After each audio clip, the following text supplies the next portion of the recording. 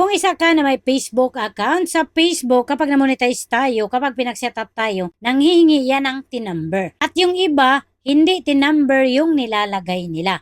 So ingat kayo dyan kasi marami na pong instances na nagka-problema sa payout kasi nga ibang number yung nalagay instead TIN number. Kapag ma-verify ni Facebook yan na hindi TIN number yung nilagay nyo, baka magka-problema yung payout ninyo.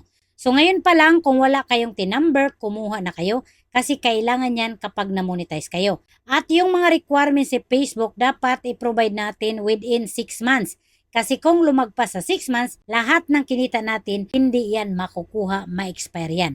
At sa bagong update ni Facebook, once na hindi ka nagsiset up ng payout mo, lahat ng views mo ngayon na nakakuha sa content mo, hindi ka na babayaran. Kasi mapupunta yan sa non-qualified views.